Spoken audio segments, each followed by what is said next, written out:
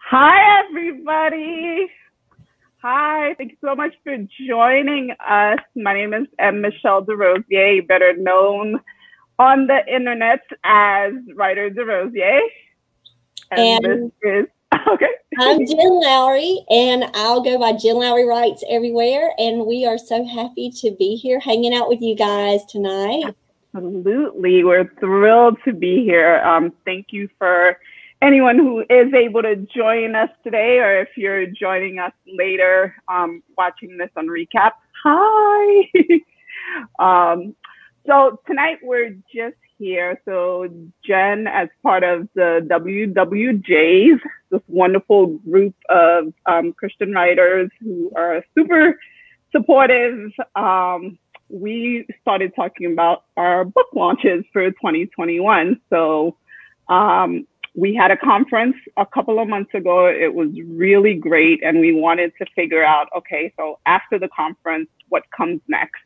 And we know that a lot of us wanted to get some books published in 2021. So we were like, great, community, we'll do this together. So this is the kickoff call for thinking through what is it that you have to do when you are starting out as an indie author. So I am a newbie as an indie author. I'm published traditionally, but this is my first go around in the indie space. And Miss Jen here is our seasoned pro. Still learning something new every single day.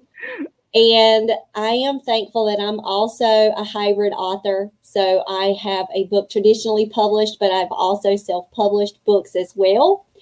And instead of just finishing your manuscript, and it says the end, and then you go straight and hit publish, there are steps in between there. And I wish I had somebody to tell me that years ago, because I just kind of went publish without all of the prep work and everything it really takes to put together the complete package. And so that's what Michelle and I have done. We've kind of went behind the scenes of everything and compiled tons of resources for you guys just to get us like all at a place to start. And instead of having everything all over the place, a battle plan. And that's what was one of the titles of one of the documents we had, was just a battle plan. What do we do? And then Michelle, Excel queen that she is over here, she created this beautiful document where people could go in and check dates and really look at the steps. But before we would get started and even showing you anything, we don't want to overwhelm you. And I think we should spend a minute, Michelle, talking about the one step at a time. The one piece of this puzzle at a time. Okay. Yeah, no, I think you're absolutely right. So coming in as a complete, coming in as a newbie, I know that I have been a sponge just taking in information from all over the place. There are some really amazing writing groups on Facebook, that I'm now blanking on what their names are, but they are amazing. Once I can remember them, I'll share the resources out in the links. But I have just been reading, getting information from the groups, from other writers like Jen, from different books, blogs. And then I started being like, okay, so there's no way I can do this by myself, because there's a lot of information. I have a very demanding full-time job. I have a family, all of these things. I'm just like, yeah, I can't do this. So for me, what helped me was to dump everything that I have heard, I have received, and dump it in a spreadsheet and start to organize it by categories. So that's one of the things that we're gonna look at today, was to just get it down on paper and get it in one space, and then just to kind of read through, okay, what is this saying? Where are the natural fits? I like puzzles, so I like piecing things together. So once I started doing that, it felt less overwhelming. It felt like, okay, I can do this. So I think that's really my takeaway, and I'm hoping will be your takeaway if you're starting anew, is that you can do this. And it's really just, I have a saying that says, what's the next best step? Take it as what's the next best step. And hopefully from what we're sharing today, you'll be able to figure out what the next best step for you is.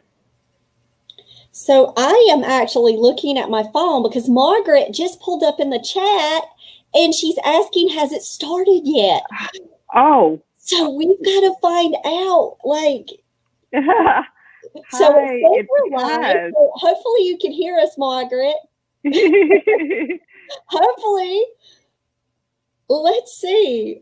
We've got to make sure. Never had an issue before. Absolutely saying it's broadcasting. All right, so we'll see what Margaret has to say. We put in the chat. I'm going and actually pulling up my phone, Michelle. Yes. Sherry says she's viewing it live, so I think it might be on Margaret's side. All right, thanks, Sherry, for confirming. Sherry, we love you. Yeah, absolutely. All right, awesome. So you ready? Yes. So Jen, Jen is the queen of journaling, and she has done an amazing job of just starting from getting you to journal your thoughts from beginning to end with the book launch process. And then from Jen's side, we'll switch over to the project plan, because I am more on the Excel side when it comes to these things. So I think between the two of us in the way that we've been thinking about this, if the journaling works for you, you can take that resource. If the project plan works for you, you can take that resource. Both of them will be available and you can mix and match as needed. So Jen, do you want to go ahead and share your screen? I can. Awesome. And we will definitely share out the journal book. And even Michelle said today, she loved how we both came at this from two different angles, because it just kind of shows our style. And so, y'all, I have my journal right beside me. I was journaling right before we started. So I am a huge proponent for journaling. And I have the guide, the Beginner Indie Book Launch Guide, that really kind of culminates everything that Michelle and I are just going to kind of kickstart for you to start reflecting on. And then her piece is really the step-by-step. But I say this all the time, is for you to honor your story by giving it a place to live. And that's one of the first steps that Michelle has on her spreadsheet. And I'm going to go, spoiler alert, and it's like, right, like, do that too. Yeah. And so I would love it if, we reflect on this quote and actually start talking about your story. How do you talk about your story? How can you sum up your story? Not just with elevator pitches, but just imagine someone on a park bench with you. And how could you just share your message, your reasons why? Who are you writing your story for? And start formulating all of that as you go. Because when you're ready to launch, you're going to be talking about your story. Absolutely. And so I really believe that giving it a place to live, but also honoring it by being able to express what it's all about to other people. And so you could start practicing that in a journal. Another thing that I love is to look at quotes. So I'm going to have to add my favorite quote of all time. The brick walls are there to show us how badly we want something. And this is from the last lecture, one of my favorite books of all time, Randy Posh. And I would love it if you would also reflect on maybe what brick walls might you be facing. What might you be actually kind of worried about with the launch? Because even Michelle talked about her fears out loud. Yeah. And talking about those fears is also a part of the freedom. Like you say, look, I've got a full-time job. I've got a family. It's demanding. And I've got all these working pieces. And everybody's telling me to do a million things, so I just can't do any. And so I think that if we let all of that have a place outside of our head and remove it from our space, then we actually will have a time to say, wait, if I just take this one step at a time and understand that it's a constant work, I think that you will not be as overwhelmed. And I also love this quote by Emily Dickinson. And I want you to think about all of these things that you're going to be doing. It's just like skill stacking in business. Yes. So her quote, dwell in possibility, forever is composed of nows. And think about just those steps that you could be doing right now. One of them is sitting here hanging out with Michelle and I as we're going through this. But two, learning about resources that are out there that can help you. There are some amazing places all over the internet, whether you go to AuthorTube, blogs, like Michelle already said, you can get books on book launches. Mandy Lynn has one of those. Like, there are so many people that are talking about book launches. Then there again, you might say, wow, that's just too much. That's why I love what Michelle did. Michelle pretty much challenged the WWJ. So thank you, Michelle. How many of you guys are launching a book in 2021? Can't we kind of do this thing? And I'm like, I'm launching books in 2021. I'm in this. So what can we do now to not only help each other, but to get ourselves on the right track? I mean, that's what this part is tonight.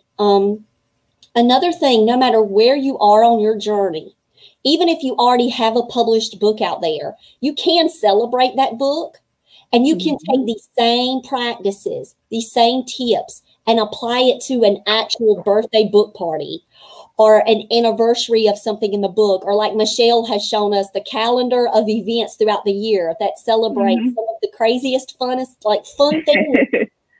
So think about this launch as your first launch, but you can also apply it if you've written other books and you just want to breathe some more life into those. And so as you can see, the journal prompts are going to keep coming. This is a 20-page document, and it's just going to start touching on some of these things that we're going to be talking about. So that way you can start capturing your now and actually start reflecting. And I hope that this journal prompt guide will kind of help you from that. So Michelle, I think that this kind of is a great place, you know, to kind of just go zoom, zoom, zoom and say, look at all of this stuff. Oh, and look, I did this one for Tish. I found coffee. What tools to get the job done? Well, I know that Tish is starting with coffee before anything else. But we're also going to talk about some of those kind of things tonight with you. So we don't just leave you stranded with an idea, but we don't talk to you about a tool that can actually help you get there. So I would love it if this works. Into a Google Doc. Yes. Got a share button, and it says anyone with the link can view this thing. So it's going to be in the bottom of the description of this video, so you guys will have access to it. But y'all, if it doesn't work, just email me at jenlowrywrites@gmail.com, and I will send it to you personally. You will not be bothering me. Please. We made this book because we wanted you to have the book. Absolutely. So that's pretty much the journaling side of it. And now, Michelle, we'll turn it over to you. Thanks. So I am going to jump in and I am going to show this Excel spreadsheet. So let me know if you're seeing it. Yes, I can see it. But I'm in the studio, so hopefully everybody can see it. Yes. So when we were thinking about, Jen was saying that we were approaching it from two different views. So the journal is really that more creative process in thinking about the book launch. And then this is more like the organizational process of thinking about the book launch. And I think they complement each other very well because when you're thinking about the book launch, there's so much emotion involved in it. You know, everything from, oh, I'm so angry, I can't get this, to, oh my God, I really wish that this book will connect with at least one person, and, you know, all of this work that I'm putting in, somebody will actually value it. So there are the just the straight organizational, analytical, and then there are also just, you know, the emotional. And as writers, I know that emotions, we have that plenty. So, you know, I think the journal as well as the spreadsheet helps to balance everything out. So based on all of the research, all of the amazing information that I've been getting from everybody who has experts at these launches, you know, book 20 by now, 21, all of these really well-respected authors. So the Creative Pen, Joanna Penn podcast is one that I really like. One of the books that I'm reading now, I don't know if you can see it, but it's Whole Book Marketing. It's an indie author's guide to selling book. I believe her name is Victorine Lesky. Forgive me if I'm right? Yes, forgive me if I'm butchering your name. So I've just been in all of the information getting it. So I gathered based on what Jen had, based on what I had, based on what we've been learning together, just pull different tasks and then dump them into the spreadsheet. And then I started categorizing them. So the three main categories that I saw were appearing. So we have the craft, the publishing, as well as the marketing. And then in the marketing, there are three sort of subsections. So in the marketing, so who are your peers? So understanding the other authors who are like you and their comp titles. Then you had building communities. So how do you get that support from other people? So whether it's your launch team, whether it's reaching out to podcasters, trying to get on blog tours, doing newsletter swaps. So this is part of that building community. And then the last piece of it that started emerging for me was building excitement. So how do you get that excitement around your book? What do you do? How do you engage with your audience in order for them to be excited because they see you're excited about your work? So I was thinking through the color coding. Jen and I were meeting and we were like, we should color code the important stuff. And then by the time the spreadsheet was done, everything was color coded. And we were like, nope, that can't work. So we're gonna have to go back and take all the colors we were like, off. no. So we actually just started looking. I mean, I color coded the craft section and the publishing section. So everything under them are color coded or as important. So starting with craft, I have been seeing a lot of fellow newbie writers talking through everything but the actual writing, to the point where people were like, oh, how do you do this? How do you create ads? How do you do this? And then when you started having conversations, you've only completed a single chapter of your book. So I think it's just important to reiterate the fact that writing, seriously, you have to write the book. That writing the book is important. And I just started Victorine's book, and she says, your book is your best marketing. No one is gonna be a fan of yours. No one is going to want to buy until they know what kind of writer you are, until they start to get emotionally attached to your work. That's the best marketing. So if you're not writing, if you're spending more time on figuring out all of the marketing stuff than you are on writing, then I would just encourage you to shift your focus to get back on writing. So in the craft section, really, I'm just going to pull out a couple of items. The writing, obviously, thinking through the editing process. So you editing, as yourself as you're going. So for me personally, I like to do the full first draft of the complete book before I go back and start doing other edits. I'm like on my 5th edit of Accepting Elijah's Heart. It's my Christian romance novel that will be coming out in 2021. So I am working on my 5th edit, and at this point I am like, okay, it's time to leave it and start moving it to beta readers. So Jen was gracious enough to read the first chapter and give me some amazing feedback. With once your beta readers start to give you feedback, you're going to go back and make edits. But I want to get to the point where I finish getting all the chapters to my beta readers and then hand it over to a professional to do the final edits. So in thinking about the craft piece, so am I writing? Am I editing? Am I showing what I've written to somebody else, somebody who is objective? We love our mamas, we love our daddies, but they think everything we do is perfect. So they're not exactly the right folks to be able to do that. So thinking through who is the community that you're writing for, who would enjoy this work, and reaching out to them.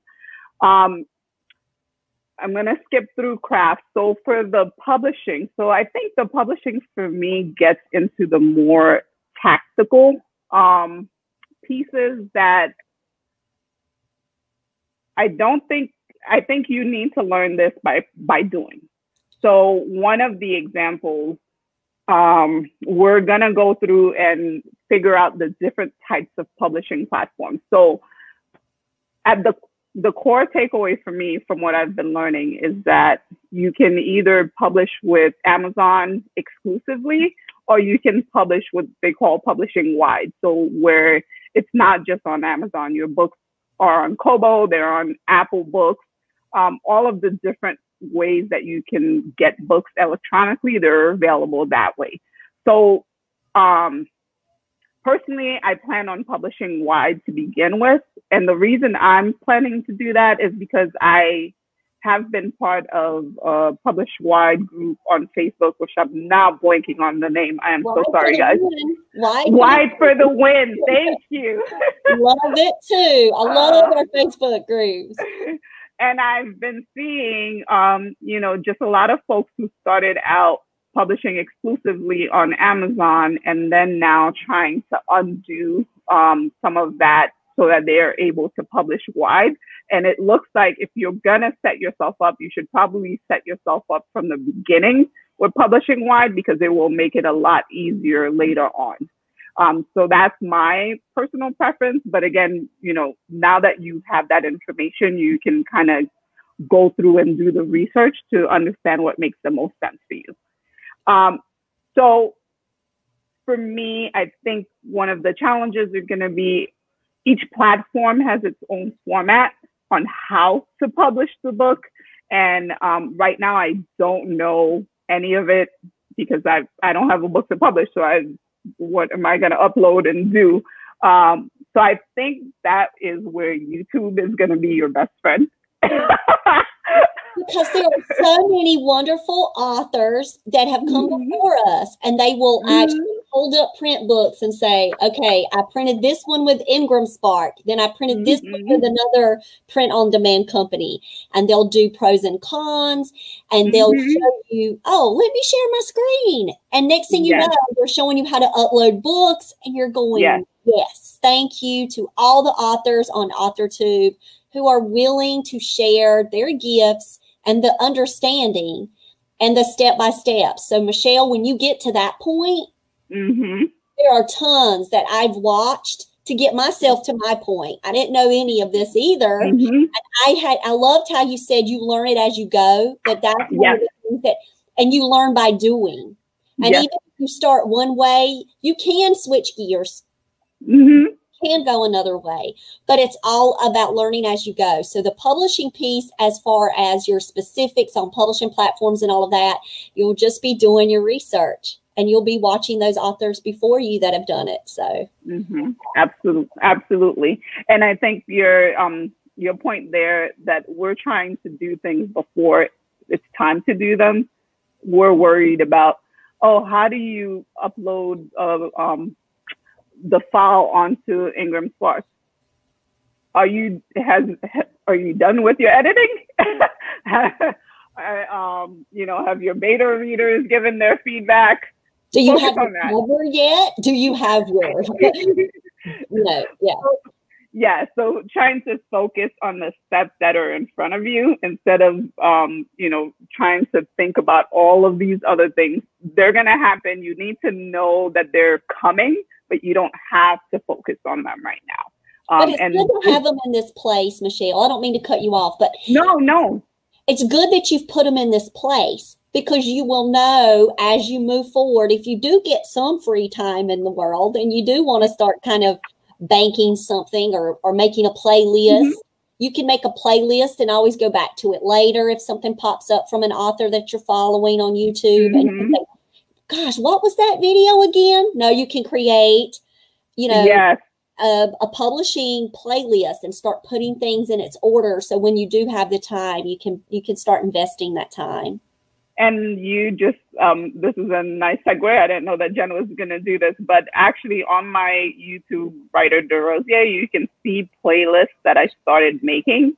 So there's a marketing playlist. So I'm doing exactly that so that when it's time for me to be dealing with those specific aspects, I can really just, all right, now my focus is on, how do I upload to Ingram Spark, or how do I get something on Amazon? However it is, I've started doing that playlist. So nice segue, Jen. You didn't even know. It's Holy Spirit, that's all. Exactly. So a couple of the other publishing items that I just wanted to pull out that for me was very helpful the more I started to learn about it was this advanced review copy. And I think, Jen, maybe you just want to talk through to that process. So there are different ways that you can make, or not necessarily the process, but what exactly it is. Yes. So you can have advanced reader copies that you can create and you can put them through book funnels, or you can do it yourself. You can put watermarks on your books as advanced reader copies. You can also get printed advanced reader copy books that actually have proof written on them. And you could go to some of the print on demand companies and check the prices for those, see how much would it cost for author copies. You can watch all the YouTubers doing that. You can watch all the author tubers saying, this is a great place to do ARCs. But what the purpose of that is for you to be able to share out your work to book bloggers, to podcasters, to actually show different places like your librarians in your community. Hey, I've got this book coming. And usually 3 months in advance, you will need to get those into the hands of readers for advanced reader copies. So you can start getting endorsements for your book. You can start getting actual reviews for your book ahead of time that you will be able to use for promotional materials. But you can also have them to pre-read it, give you an honest review. So that way, when it does come day for your launch, then they can go in and put that review up for you. And so I will tell you the ARC copies are huge. That is major. So that's past the beta reader point. So that's why it's down further in the list, because that's when you're actually kind of going to have a proof copy. It might not be a perfect copy. You might send it off and still say, oops, I found some more errors here. But that's why you've got ARC, advanced reader copy written on it or watermarked on it. So I would really suggest that you do that and don't skip that process, because you could get a lot of excitement generated by word of mouth when you're sharing your ARCs. Great. So that's what I'll say on that one. And then, Jen, the ARC, they're also giving you the reviews. How do they get those reviews to you, or how do they get those reviews out? So there's a couple of ways. What I have found to be really beneficial for me is that I actually create a Google Doc. And then I'm like, if you want to put your review on this Google Doc, you can put it here, or you can send me your review.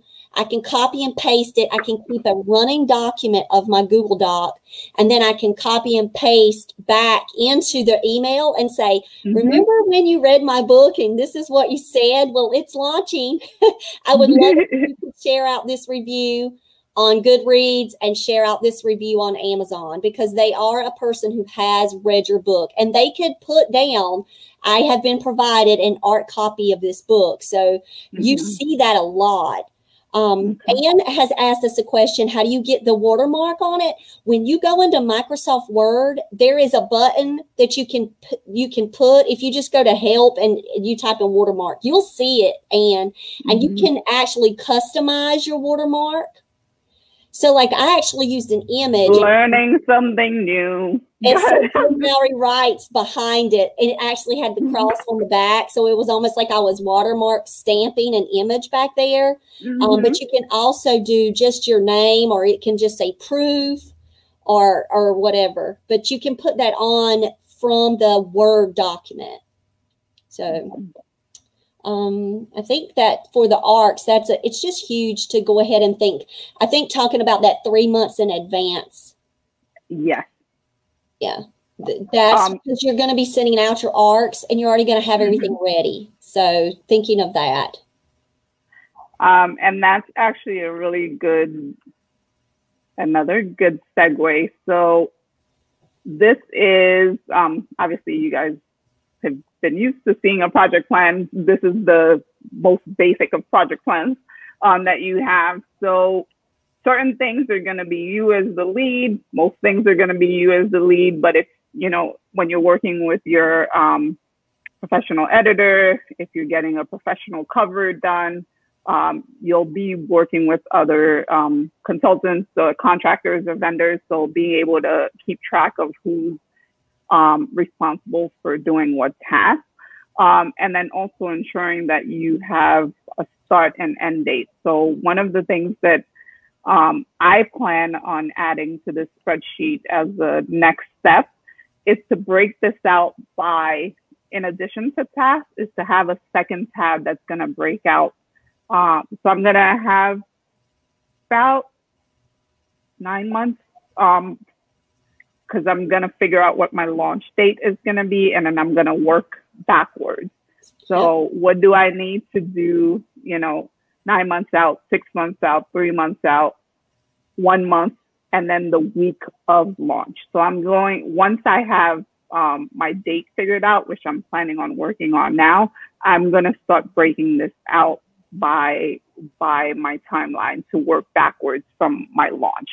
So if you guys want the updated document of that, you can just reach out. I'm at WriterDerosier at WriterDerosier.com. I can share that as well. But for now, you can definitely be using this to plot out some start date and end dates for each task. There's a status where you can have it just as planned. If you're actively working on it, it's so satisfying to see the done. And then it has a section for you for notes to be able to keep track. So as a project plan is very basic, but it's definitely a way for me to be able to keep track, and I think might be helpful for other people as well. So in the publishing section, I also wanted to take a look at the pre-orders. I think that's another important piece that maybe Jen, you can speak to, and then maybe just talk through. You just finished your last book, so not Sweet Potato, the one that you self-published before that. Well, I could even talk about the one that I just set up for pre-order too. Oh my God, you did do Felix for pre-order, yes. Michelle had this really great idea that we start a spreadsheet. And in our spreadsheet, I like spreadsheets. Yeah. And I'm thankful because she goes to that and she helps me in my life. So thank you, Michelle. And it was like, okay, so what are you thinking about planning in 2021? And so the WWJs that are launching, we got on the spreadsheet and we started playing around with the dates. So then I was thinking, okay, Michelle's got me convinced. I love this calendar. I want Tolkien's birthday because Tolkien is one of my favorite authors in fantasy. I want to have my fantasy ready. That was not realistic, guys, because I'm still I'm getting the professional editor done in November. There is no way I will have these working pieces done for that. And so I had to really pull back at just something that I would love to launch first, but actually go with a reasonable launch, one that I would think is doable. And it's still amazingly fun, and I love it, and I can't wait for it to get in the hands of kids. So then I was like, okay, I've got 3 months. I'm doing a pre-order. I'm getting this ready. And that's why I did My Fly Felix and Me first, because I actually had that one through the professional editing. I have all the illustrations completed, and I went on, put everything up for pre-order. And so it is sitting right now on that pre-order shelf. So when I'm talking about it and I'm sharing it with schools and with families or on Facebook or social media, I can say, oh, and it's for pre-order, because I'm not just saying it's a book that's coming. I'm saying here's a book and I can direct you where you can go for your pre-order. So that's the kind of the phase that I am right now with the pre-order. And traditional publishing companies, they do a pre-order launch. Yes, they do. Yeah. Reveal. They have, a cover is coming soon. Then they have a cover reveal. Then after the cover reveal, they have the pre-order. And so when I was learning how Sweet Potato Jones was lining up in the industry and I was watching it all blossom and grow, I was like, I can apply this to my own indie life instead of just going, finishing the Word document that said the end and hitting publish. So I am just very thankful that I've been able to slow down and kind of prioritize and just give myself a little bit of grace and say, yeah, you might have messed up like 10 of the books maybe by not giving them a great start. However, I can always celebrate them as I go along. Absolutely. Always cycle them back in, even though I didn't give them the huge launch parties like I've been doing lately. All of those things like I did with Brinkley Makes Headlines. And it became a #1 new release. And I believe it was because the patience and the work that I put in prior to launching Brinkley that made the difference. And the launch day made the difference. So I'm really trying my best to just kind of slow down. My friends, I'm like, y'all got to hold me accountable. We all need to hold us accountable. This spreadsheet's a good accountability piece, but I cannot tell you how much writing groups and my writing partners with me, you guys hold me accountable and say, wait, Jennifer, didn't you say you're going to do this? Yeah. Slow down. I'm not going to hit publish until January. I'm ready. So they've got my best interest at heart. So I would suggest that you find accountability partners as you're going through this launch too, prayer partners in this launch.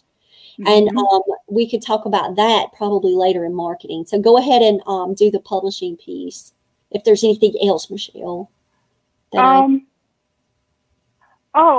think for the publishing piece, the book bub reminded me, I attended a writing conference, a virtual writing conference that was really great. It was free a couple of weeks ago. And one of the sessions was about Goodreads and how you can actually, while working on your book, create a placeholder on Goodreads for your book, and people can actually start adding them to their to read, and you can be updating it as you're going along. The only thing I learned though, and I learned it by doing, is that Goodreads will not let you update your cover. So unless you want to create, Unless though, I think they change it unless you want to create a second listing, which gets a little bit confusing because it's your same book with two listings. So I would suggest to wait with the cover, maybe just have no cover, but have a blurb when you do upload it, and then upload the cover when you are sure that it's the cover. Otherwise, you, like Jen said, you could reach out to the librarian and try to get their help, but I have not had a lot of good luck with getting support with the Goodreads librarian, so I don't know. I would suggest holding off, but you can just upload it while you're writing. And I did upload Accepting Elijah's Heart, and people did start adding it to the to read, so which was really awesome. So good. Okay. So looking at the marketing piece. All right. So I don't think any of us as writers, generally a group of introverts, there are those introverts, extroverts, it's not all of us. I don't think we got into writing so that we could market ourselves. I think we said, hey, we wrote books. Look at all these great characters we gave you. Engage with them. Leave us alone and let us write. But as I am learning, as an introvert, there's no part of me that's an extrovert at all. You can't hide behind just your books and your characters. You do need to put yourself out there. But I am also cautioning that you do that in a way that honors you, the same way that Jen is saying honor your story. You understand how much of yourself that you're willing to share, how much of yourself you're willing to just put out there. So there is a balance, and you're going to have to find that right balance for you, but also knowing that it's okay to push yourself out of your comfort level a little bit, which is why I'm talking to you right now and why I have a YouTube channel. Good for you, Michelle. First, I'm very proud of you. Everybody in the chat, tell Michelle, I'm just so proud. This is all Jen, who's just like, oh, you should have a YouTube channel. And I'm like, yeah, no. And if you but now I have a YouTube channel. Then we will be sharing out this amazing, wonderful guide that you made for yourself and everybody. So you've got so much to share. That's very true. So one of the conference presenters at the WJ conference in the summer said to think about marketing. It's not marketing. You're reaching, for us, we're reaching our world for Christ. And for you, whatever that reason that you're doing this work is, that really is your guiding star. So when I started not thinking about it as marketing and icky, like here's a book that I want to sell you, buy this book, that's not my personality. And I hate when other people do that to me. So when I stopped thinking about it that way and I started thinking about, okay, who is this community who would be reading my work? And then how do I get my work to them? Because I know they would enjoy it. They would be reading it anyway. And a good place that I am starting from, and I'm hearing a lot from other people, is who are the writers who are like you? Not thinking of them as competitors, but they're technically your community, because if they're doing well, then that means that there are other readers who want more stories like theirs. So they're going to want your story as well. So I write in genres that I generally read. I'm a huge romance fan, and I fangirl out on so many romance authors. So trying to see the ones that I know are naturally kind of like my writing peers, and then just looking at, not only buying their books to read as a writer, but also starting to look at their Amazon and look at their Apple and their Kobo and start seeing, okay, how are they presenting themselves on these platforms? what are the keywords that they're using to show their work? How are they getting their audience? What are their readers saying when they're leaving reviews? So I think it's important to, as a beginning stage for marketing, is to understand who are your peers, and then to read through their comp titles and do that research and just start seeing, okay, oh, I'm seeing a lot of this word pop up. You're probably seeing this word popping up a lot because that's a keyword that they're using. When you're hearing their readers leave review, look at what the readers are writing, and then see again what keywords are popping up. So if you're seeing, for sweet romances, obviously love or emotional, like start looking at it from that perspective, and then start thinking about your book and about your copy.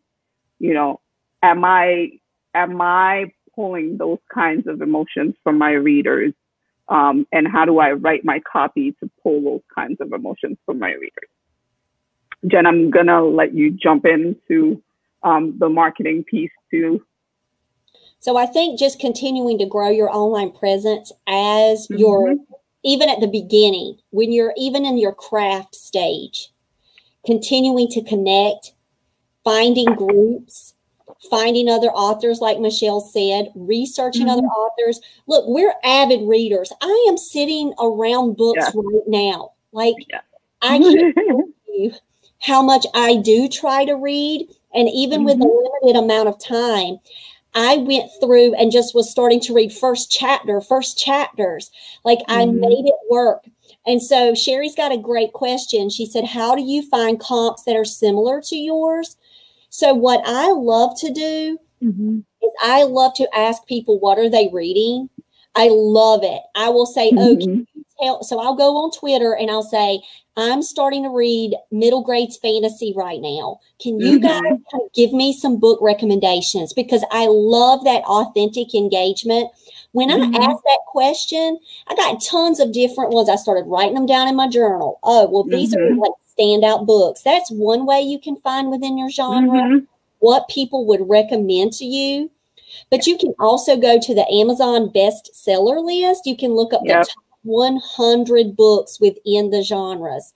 So like today, I got a huge happy surprise. One of my friends messaged me and was like, have you noticed your book, My Boyfriend's Back? And I'm like, no. They were like, it's doing really well. I guess they were all looking at clean and wholesome romance. And so, of course, my face is red. I get on there and I'm starting to type it in, and you get to see like the top 100 within that genre.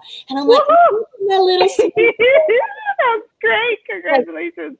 But then guess what? All those books that are around My Sweetheart, that are now numbers 1 through 16, those are also comp titles. It shows that people are purchasing this book. People are talking about this book.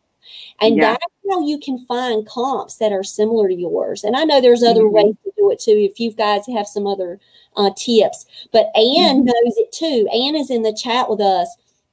And Anne is a huge fantasy reader. And so when I was like going back and knowing I was going to write The Fae of Averly, I was going to Anne, my writer friend, going, hey, you got some book titles or that I could look at? So that's really important to me, is to just get book recommendations from people that say, look, I love this series. How have you missed it? And so how did I miss the Spiderwick Chronicles? I will never know.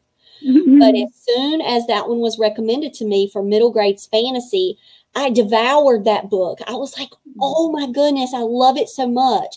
And so, finding those comparative titles that while you're writing, even in the craft part.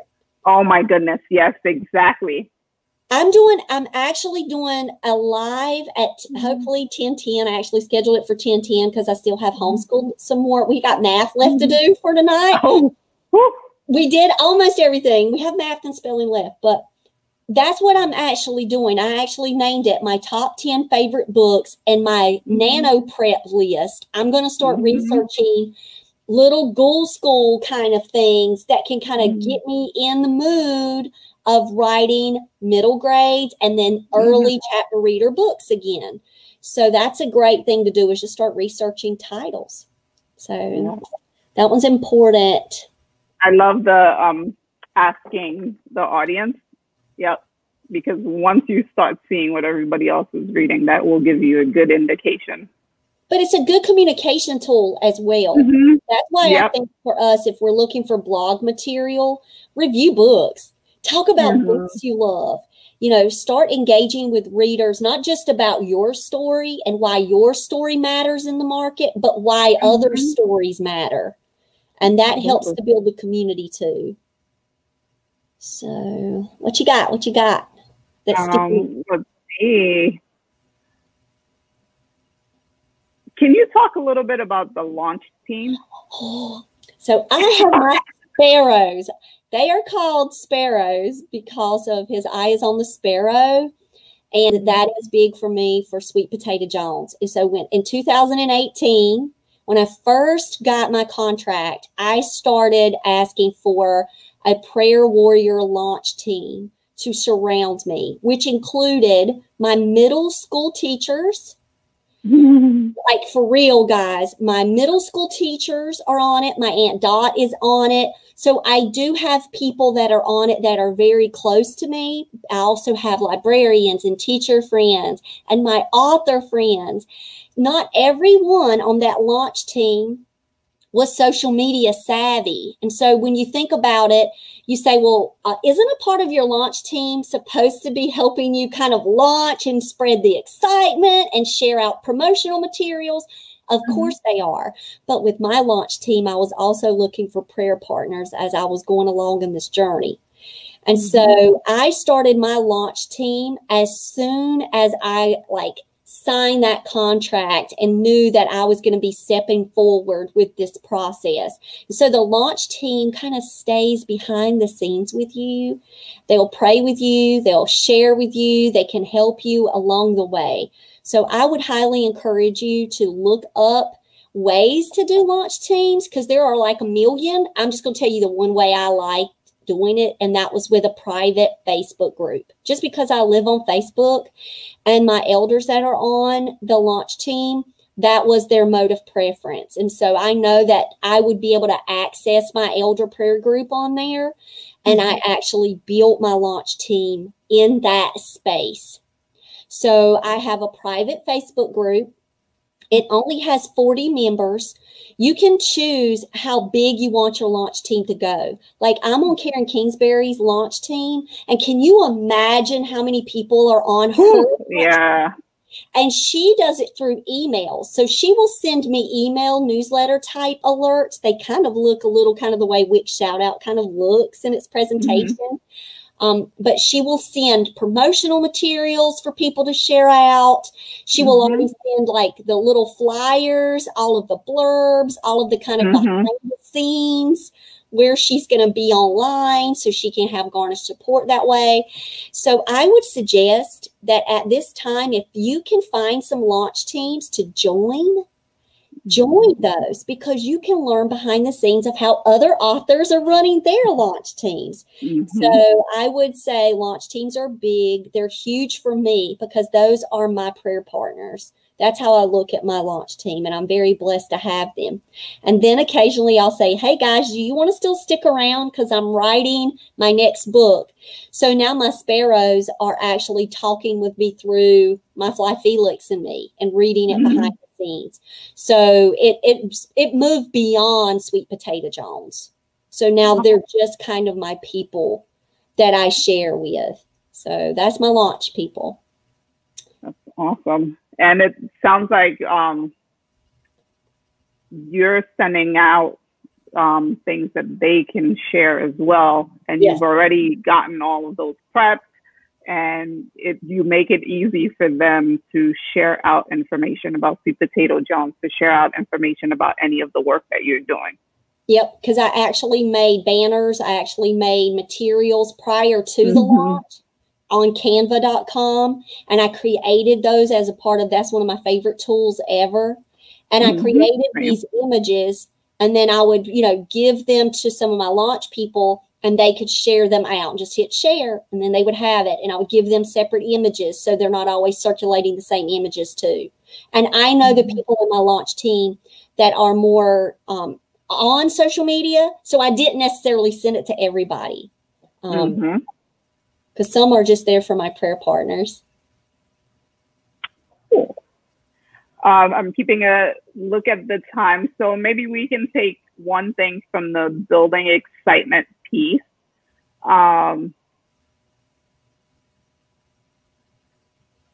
We talked about encourage local reviews. Oh, schedule. Oh. Which one? They're also good. They're also good. But schedule your book launch event. And y'all, I love going to people's book launches and getting into like random book launches and just watching the excitement. And I'm praying for the people and I'm in their chats, but I'm also learning. So I'm going to see like, oh, they're doing this giveaway. And how are they doing the giveaway? And then I'm taking notes. So I'm actually researching while I'm supporting other authors at the same time. So then when I have my events, the book launch events, and I'm doing the reading or I'm sharing the behind the scenes story of 1955 and the year my parents got married and why that became a part of the book.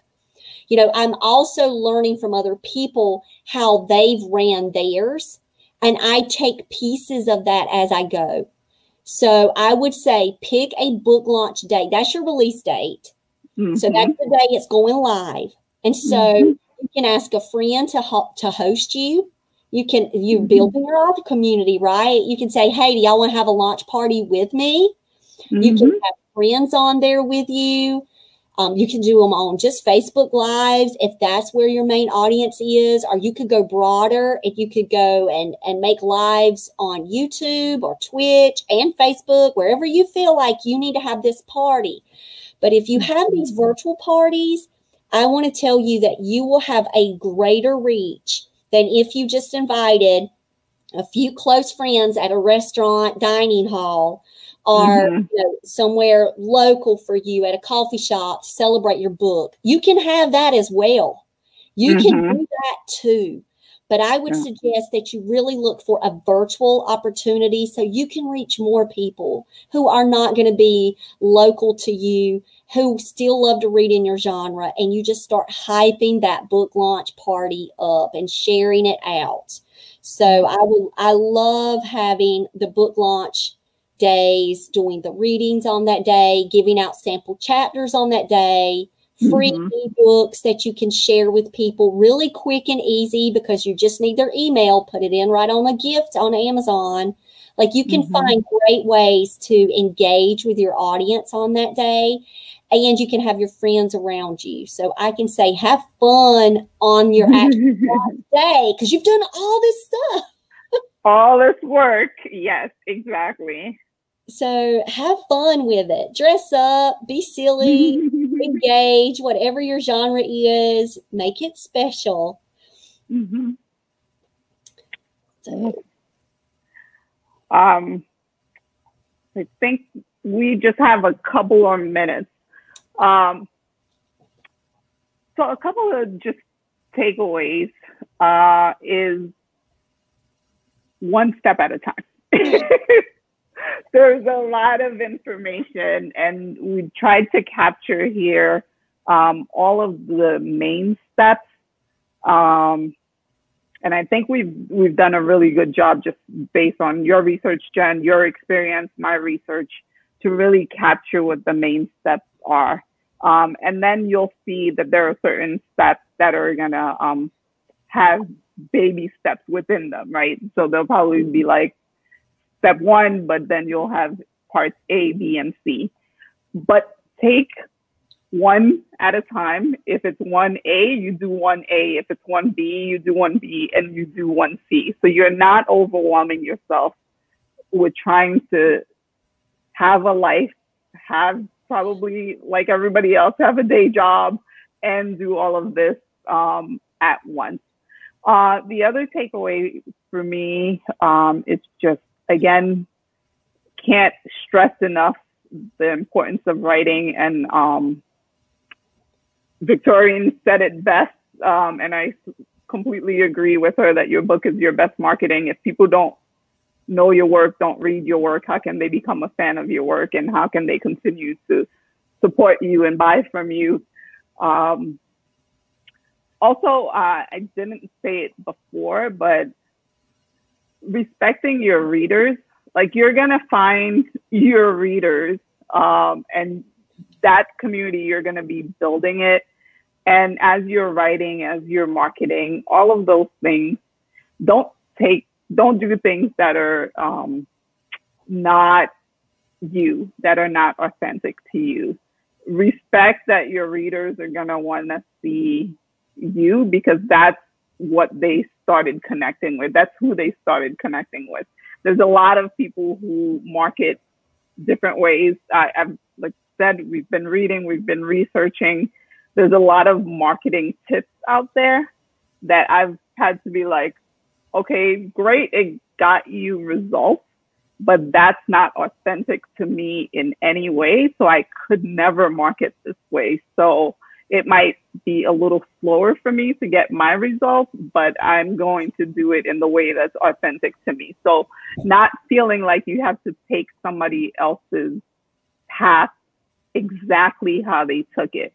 There are certain things, obviously, you have to do because they're just the technical stuff. But I think everything else, looking at this from the perspective of who you are as a writer, who you are as a person, how you want to connect with your readers, and then really just move from there. Jen, what are your takeaways? And I just want to tell you guys, you have a gift. Mm-hmm. You have a story to tell. Number one, honor that space and tell it. Get it there. And as you go, you're going to continue to learn new things. You're going to continue to develop the author craft. Mm-hmm. And if it's not this first book, even, it could be your 7th book that you will hook a reader in. And then that reader will go back and say, what other titles does Michelle have? Let me go see her work. Because you never know when you'll meet your next reader. You'll never know which book it will be that will resonate. So don't give up.